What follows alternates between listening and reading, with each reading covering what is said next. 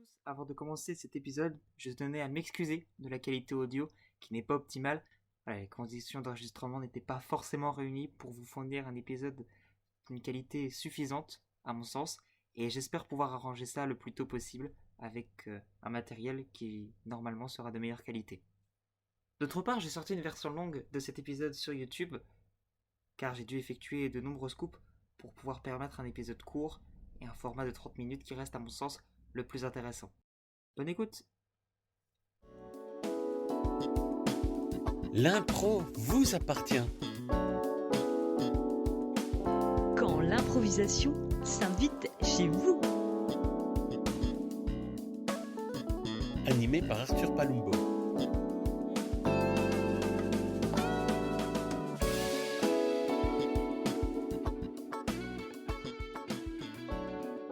Bonjour à tous, bienvenue dans ce troisième épisode de L'impro vous appartient, l'émission où on parlera de l'improvisation sous toutes ses coutures.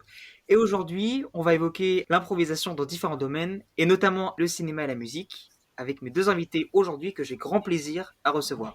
Tout d'abord, du côté musical, j'accueille Lauriane. Salut Lauriane. Bonjour, salut. Et du côté cinématographique, j'ai le plaisir de recevoir Monsieur Nino. Salut à toi, Nino Ferrez. Enchanté.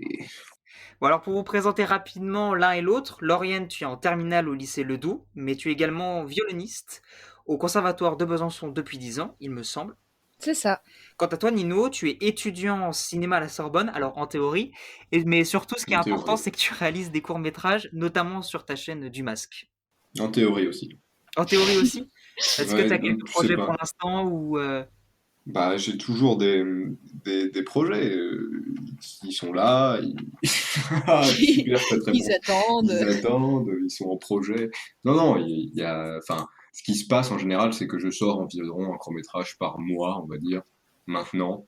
Donc, c'est pas régulier, je peux pas dire exactement, mais là, ouais, il y en a au moins deux ou trois de pas loin d'être finis en grand chantier, on va dire. Ok, ok. Alors surtout, le plus important, je dirais, ce qui vous réunit en quelque sorte, c'est que vous avez fait du théâtre d'improvisation ensemble au sein de l'Artis Junior pendant quelques années. Alors déjà pour savoir, combien de temps vous en avez fait chacun? Lauriane, toi, tu en as fait 2 ou 3 ans, il me semble? J'en ai fait 3 ans, dont du coup pendant le confinement en distanciel, j'ai été obligée d'arrêter pour mes études cette année. Je suis encore l'activité de très très près et je fais tout pour pouvoir reprendre l'année prochaine. Et toi, Nino, ça fait combien de temps que t'as arrêté et t'en as fait pendant combien de temps? Écoute, je me rappelle pas du tout. Il me semble que j'en ai fait 4 5 ans, mais je pourrais pas te le jurer. D'ailleurs, j'ai commencé à l'Arty Junior à Devsey, quand ça existait à l'époque, des vieux de la vieille, quoi. Et avec Clara, et ensuite je suis venu à Besançon.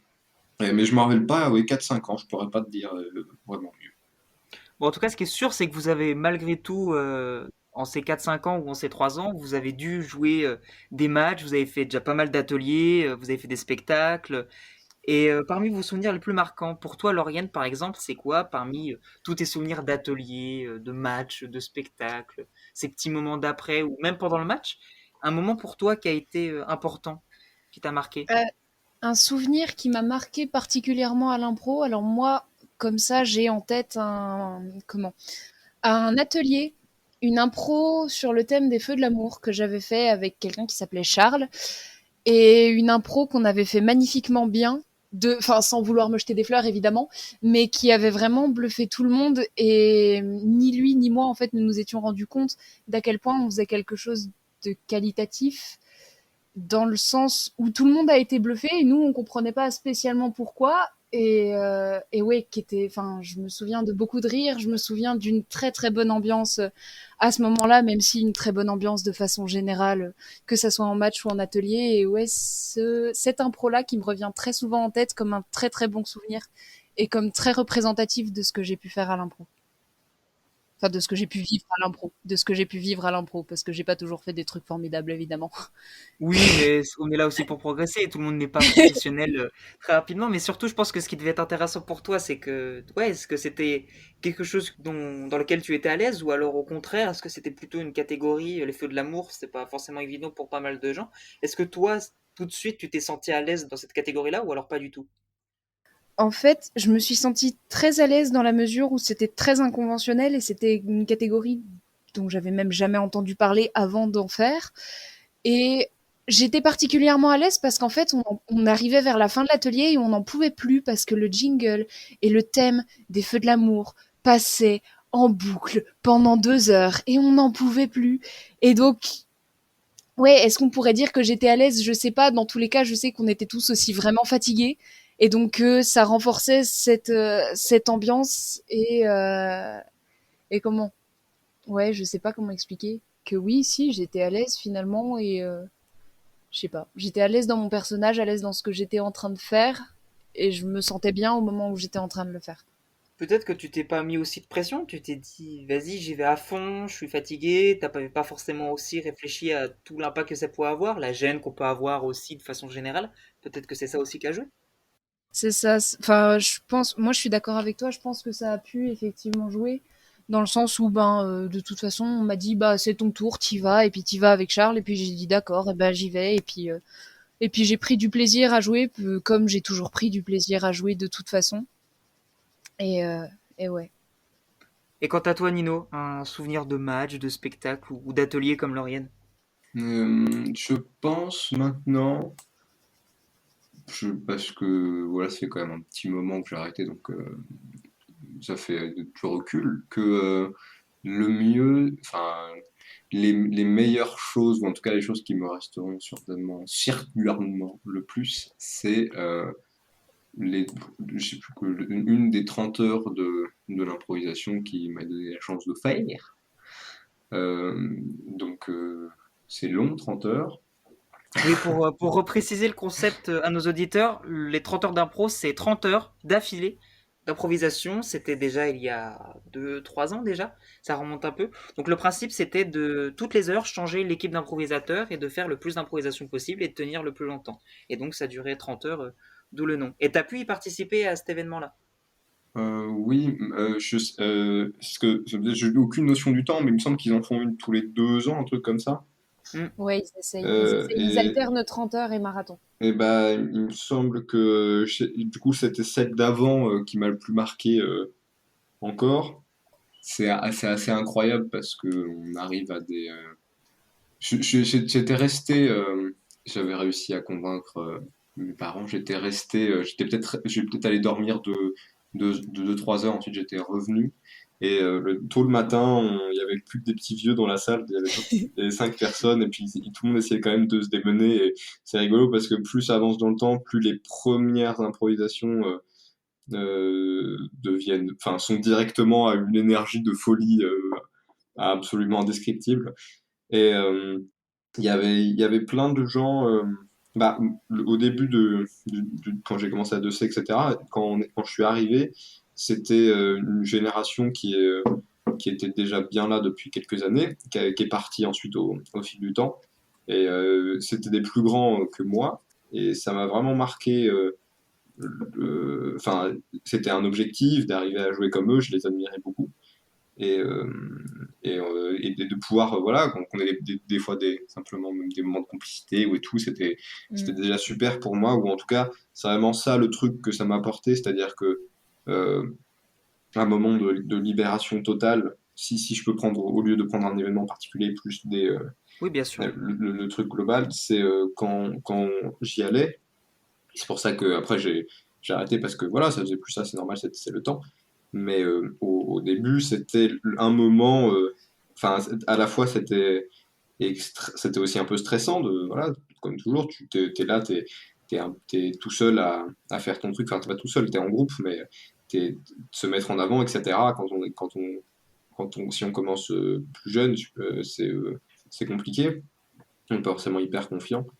Et vraiment, ça m'a permis de me lâcher totalement et ouais, de rencontrer énormément de personnes que j'aurais pas pu rencontrer sans ça. Et c'était vraiment, ça a toujours été un espace de libération où je pouvais vraiment ouais, donner toute l'énergie possible du monde. C'est le seul endroit, à part vraiment du sport, où en match, je pouvais vraiment être au milieu de la patinoire et faire enfin, plus rien voir du tout, faire des chutes de tension, je m'effondrais pas, hein, mais où j'étais vraiment dans le coton total, d'être tellement, tellement gueulé, d'être tellement agité dans tous les sens, ouais, j'en étais mort, mais très très heureux.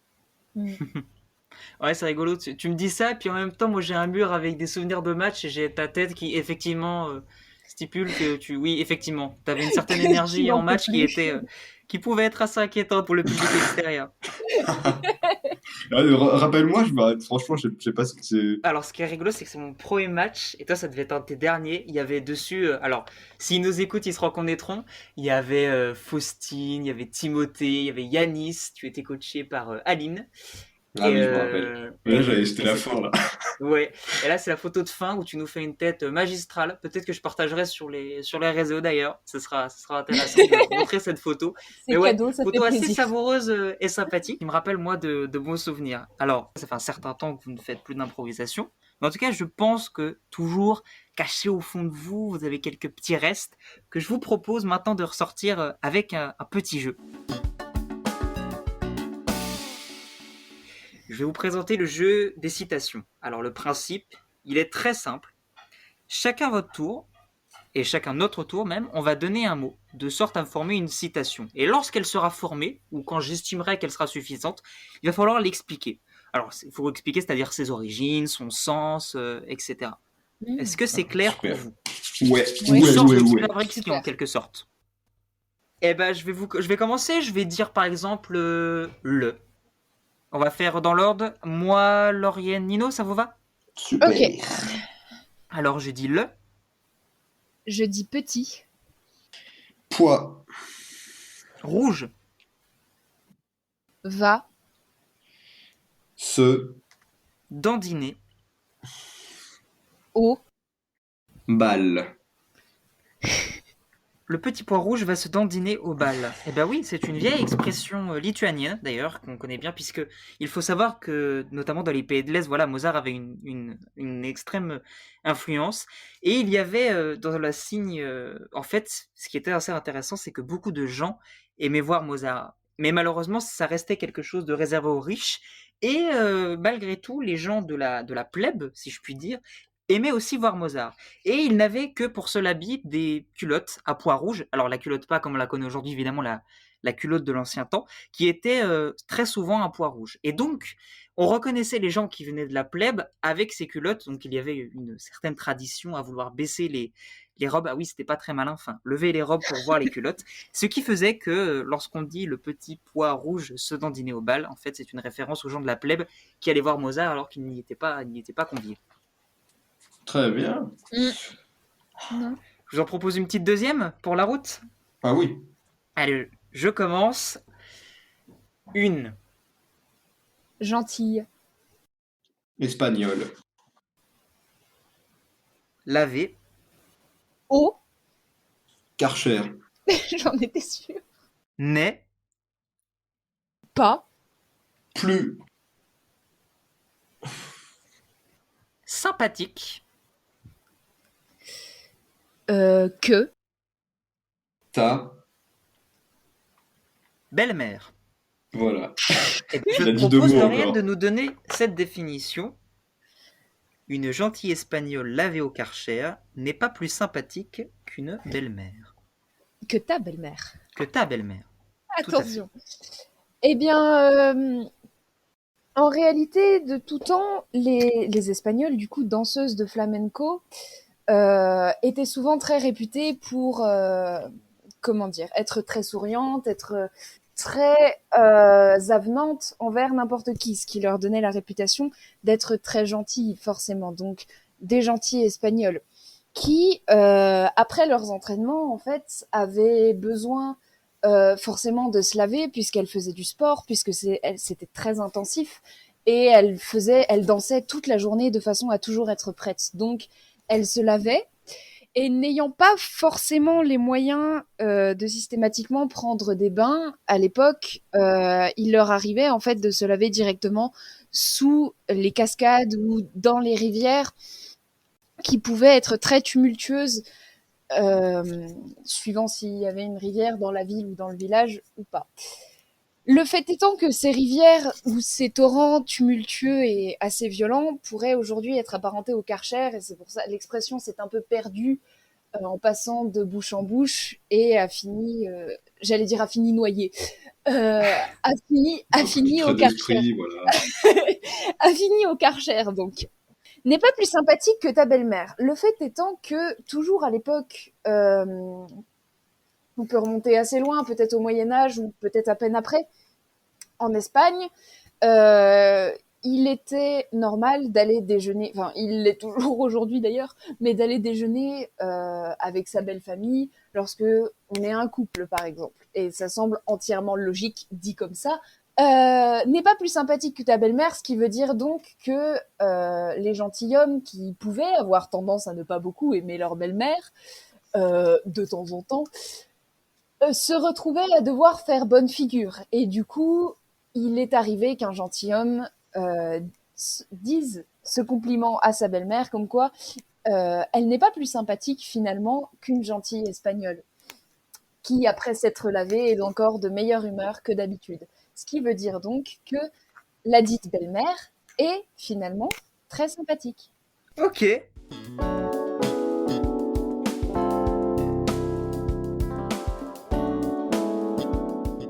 Avant de passer à notre prochaine thématique, il fallait que je vous parle de quelque chose qui m'a à la fois fait beaucoup plaisir et terriblement gêné.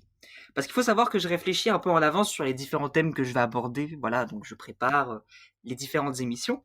Et je me suis dit que j'allais vous inviter pour parler de l'improvisation, et surtout avec toi, Lauriane, de l'improvisation musicale. Et puis surtout, ce qui est important à savoir, c'est que je fais attention à ne pas reproduire des podcasts qui ont été déjà faits.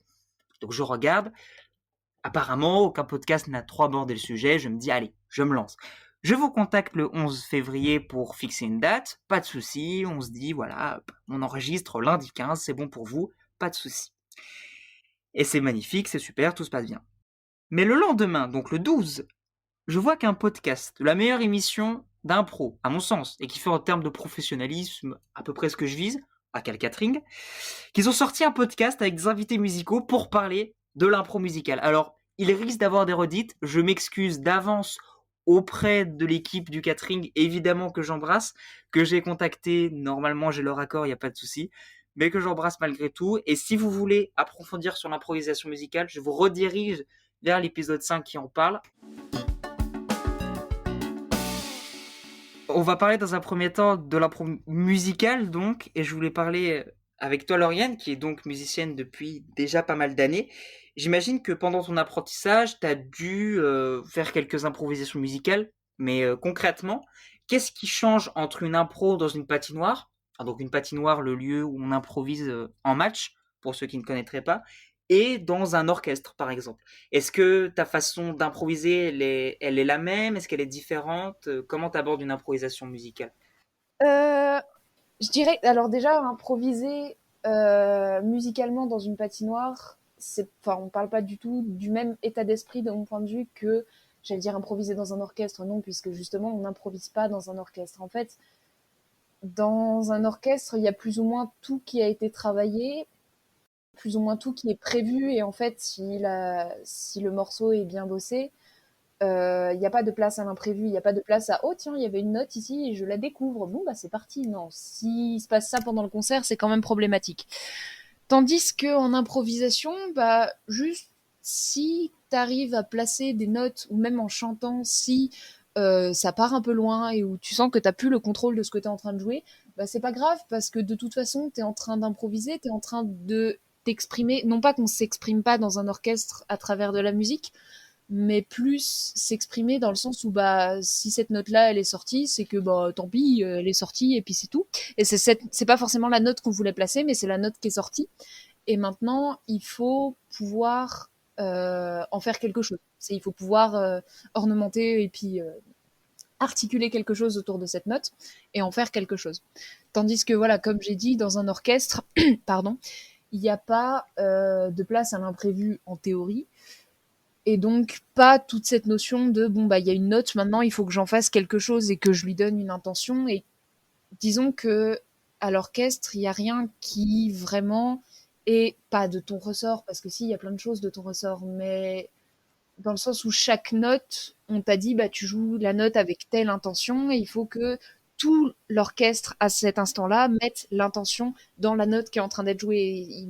Ça dépend pas que de toi en train de faire ton petit truc dans ton coin. Ok, ok.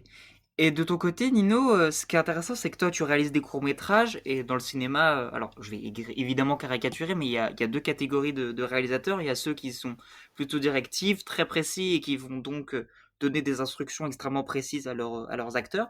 Et puis tu as ceux qui vont laisser faire leurs acteurs. Scorsese, par exemple, il laisse un peu faire ses acteurs. Tu te rangerais plus dans quelle catégorie? T'es entre les deux?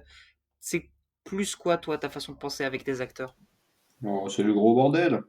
Non, mais Oui, c'est plus deuxième catégorie, même au-delà. Des fois, moi-même, j'arrive et je sais pas ce qu'on va faire. Mais on se débrouille.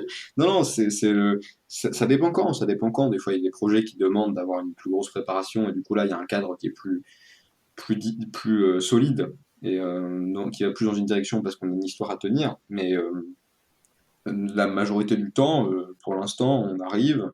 J'ai une petite idée dans ma tête, hein, mais même si par exemple la suite de l'histoire n'est pas déterminée, et bah, les actions des gens sur le moment, ils peuvent déterminer grandement, même avoir une part dans l'histoire. Ils ont une grosse importance dans cette manière-là de fonctionner.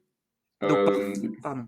non, vas-y. Donc, je disais qu'en fait, parfois, techniquement, tu improvises en quelque sorte en fonction de ce qu'on va proposer, de ce que tes acteurs vont proposer. Tu vas parfois même improviser carrément la suite de l'histoire. Oui, ça peut bien arriver. Et j'ai un exemple tout bête, c'est par rapport aux volontés des gens. Une fois, il y a une actrice qui avait un accessoire, elle avait des jumelles autour du cou pendant toutes les scènes. Et on arrive vers le dernier jour, et sur les 3 jours où on a tourné, et elle me dit, putain, je les ai autour du cou, est-ce que je peux faire une scène avec les jumelles? Bah, c'était pas prévu au départ du tout. Mais on y va, on fait une scène avec les jumelles et ça s'intègre, ça marche. Et même c'est intéressant, et au final, ça donne de la cohérence supplémentaire. Et si cette scène n'avait pas été là avec les jumelles, ça aurait peut-être été moins bien que l'idée de départ, on sait pas. Et en tout cas, vu que le cinéma c'est compliqué et que enfin même à tout niveau, même niveau amateur, très amateur comme le mien, on est jamais à l'abri, même quand on n'a rien prévu, d'être sous le coup de tous les imprévus de la vie. Il peut pleuvoir, donc tout simplement. Il y a des acteurs qui peuvent ne pas être là. Euh, il y a des acteurs qui peuvent être malades, on peut se blesser, on peut n'avoir pas les bons accessoires, il peut y avoir des problèmes de batterie parce il fait froid, etc. Mais du coup, le fait de pouvoir se laisser cette marge de manœuvre, on se dit, bah, je suis capable de tous ensemble, on est capable de mener le bateau dans la direction qu'on veut en simplement étant un peu imaginatif et en réglant les problèmes avec de la pâte à fixe et du scotch. Et bah après, on arrive à aller dans une direction tout à fait sympathique. Et ben, tu me tends une perche absolument extraordinaire puisqu'elle va me permettre d'enchaîner avec le jeu qui suit.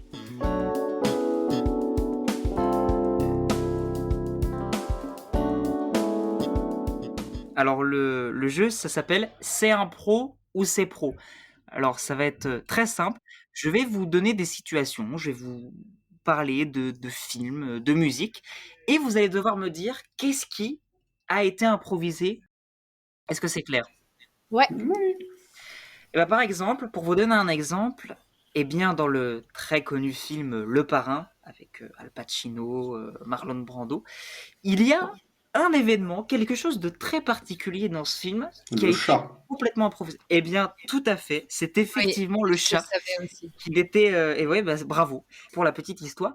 Le chat n'a jamais été prévu dans le scénario, et en fait, Marlon Brando était donc en train de jouer la scène seul, et ce chat est arrivé dans le studio. Marlon Brando l'a posé sur ses genoux, a joué la scène mythique que l'on retrouve dans le film, et le réalisateur, dont j'ai perdu le nom vu que je suis un très mauvais Francis animateur, Ford Coppola. merci, a filmé, et ça a donné quelque chose d'extraordinaire et une scène mythique du cinéma de façon générale. Alors, on a parlé de cinéma, donc Nino, tu es fort, mais il y a aussi la musique, et ce sera peut-être plus dans tes cordes, Lauriane, sans mauvais jeu de mots. Et ce qui est assez intéressant, c'est que Je pense que peut-être que vous connaissez la chanson One de U2, qui a été aussi connue. Non. Là, c'est une chanson de U2 que je t'invite à écouter, d'autant plus qu'elle a été utilisée, c'était les dernières volontés de la famille, lors de la cérémonie d'hommage à Samuel Paty. Mais il y a quelque chose de particulier que Bono a raconté, Bono, le chanteur de U2, a raconté par la suite. Quelle est la particularité de cette chanson de U2? Comme ça, je connais pas le contexte de l'enregistrement de la chanson. Du coup, intuitivement, j'aurais tendance à dire que c'est quelque chose au niveau soit de la mélodie, soit du rythme, soit un instrumentiste qui était pas là ou. Alors Bono a expliqué dans une interview à la suite que en fait ils étaient à Berlin pour enregistrer l'album dont est issue la chanson et qu'en réalité entre deux chansons ils avaient un peu de temps et la mélodie est commencé à venir et voilà, ça a donné cette chanson absolument magnifique.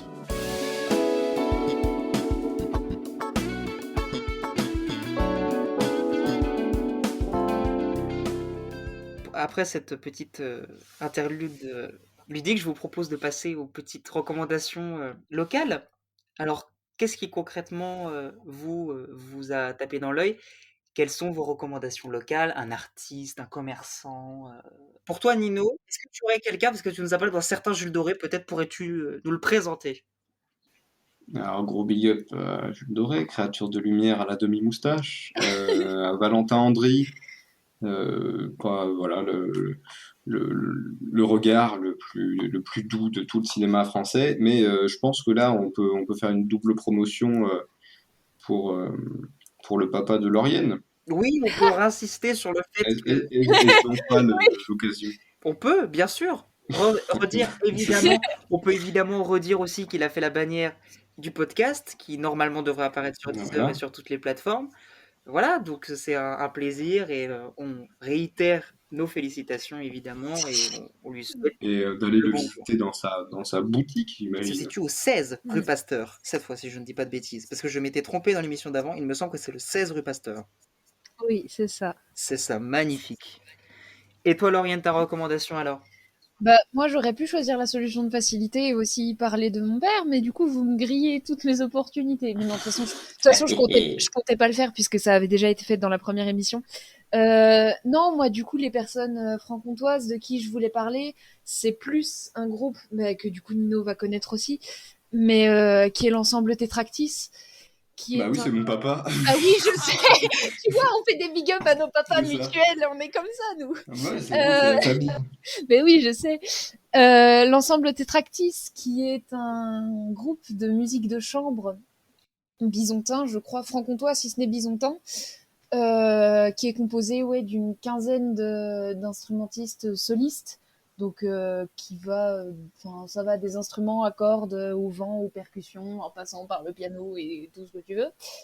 Et voilà, qui a vraiment des... Non, mais l'ensemble de Tétractis qui a des capacites et puis qui a vraiment, un talent qui est incroyable et une force de travail et qui propose, vraiment un répertoire musical qui est ouf et une qualité musicale qui est vraiment cool aussi. Et bah pour moi ma recommandation elle sera aussi musicale pour le coup. Mais c'est un autre groupe que j'ai découvert il y a tout juste 2 semaines grâce à mes recommandations Instagram, c'est assez improbable. Mais surtout grâce à Marius, quelqu'un que j'ai connu du peu que je suis resté en prépa lettres, que j'embrasse si jamais il passe par là, qui m'a ouvert un peu à nouveau au jazz.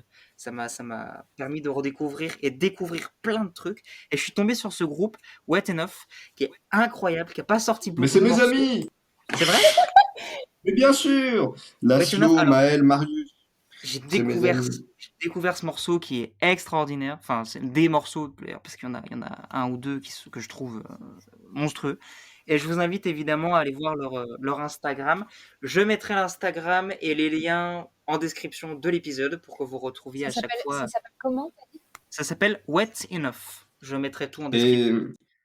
je vous le dis, parce que comme ça on recoupe un peu le batteur de ce fameux groupe qui s'appelle Laszlo, et on a tourné avec lui, il a joué dans un court-métrage de 30 minutes qui devrait sortir dans longtemps.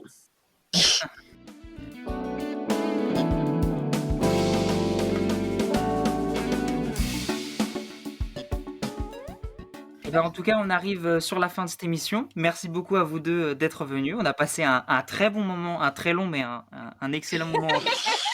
Je vous Je laisse. vois pas de quoi tu parles. Voilà. Merci à En tout toi. cas, bon, pour nos auditeurs, vous saurez que je sortirai évidemment une version longue de cet entretien, puisque ce que vous l'entendez, Et j'ai pas encore joué du oud, hein. Tu vas pas croire que j'ai oublié, je l'ai pas oublié, mon tu gars. seras dans la version longue, tu nous joueras tu m'enverras et je mettrai en post-prod un petit morceau. Eh bien, je vous laisse le mot de la fin. Bah, moi, je vais jouer du oud si tu veux ce jour de fin. Non, mais un vrai mot de la fin. Bah, Lauriane, vas-y, commence. Oui, c'est ce que j'allais dire. Je vais parler en première. Moi, déjà, Arthur, je te remercie pour le podcast, pour l'initiative, pour l'invitation, pour tout. Parce que voilà, tu fais vraiment du bon job. Et je te remercie aussi de me replonger dans l'impro, mine de rien, qui est une discipline qui me manque vraiment énormément. Et ça m'a fait un bien fou de pouvoir rire et puis jouer avec vous. Du coup, voilà, je propose de te laisser sur ces jolis mots. Bah, je vais laisser le dernier mot à Monsieur Nino. C'était des moments très importants, comme j'ai pu le dire avant. Et je pense que cette activité, parce que j'ai fait pas mal d'activités quand j'étais petit, d'ailleurs, avec Arthur, on s'est vu il y a très longtemps quand on faisait de l'escrime ensemble, Tout à fait. il y a des années. Et après, on s'est revu à l'improvisation. Et c'est vrai que c'est pour moi la meilleure chose pour se libérer et vraiment voilà, et se lâcher et mettre de l'énergie quelque part. Franchement, bah, s'il y a des gens qui écoutent ce podcast qui n'en font pas, pour tout un chacun, c'est la meilleure des thérapies qui puisse exister au monde pour être content. En général, si ça se passe bien, et ben, on est refait. On part le lundi soir content ou après les spectacles. On est heureux comme si on avait bu des litres de bière. À consommer évidemment avec modération, puisque Bien sûr. bien sûr, tout à fait. Eh ben, je vous souhaite à vous deux une belle journée. Je vous souhaite également à vous, auditeurs, une très belle journée. Et on se retrouve dans 15 jours pour une émission spéciale avec la Chips Impro. Je vous embrasse. Ciao. Merci beaucoup d'avoir suivi ce nouvel épisode de l'Impro vous appartient. Merci à tous ceux qui ont participé de près ou de loin à cette émission. Merci également à Julien Palumbo pour la musique du générique et du jingle. Merci aussi à Alexandre Guillaume de la Ligne Claire pour la réalisation de la bannière. Merci également à Aline Vuillemin et Olivier Ventron pour les voix off du générique. Merci aussi à tous ceux qui m'ont fait des retours pour le premier épisode et qui m'ont permis d'améliorer en vue de ce deuxième épisode. Et enfin, merci à vous, auditeurs, qui restez fidèles et qui écoutez cette émission. À très vite.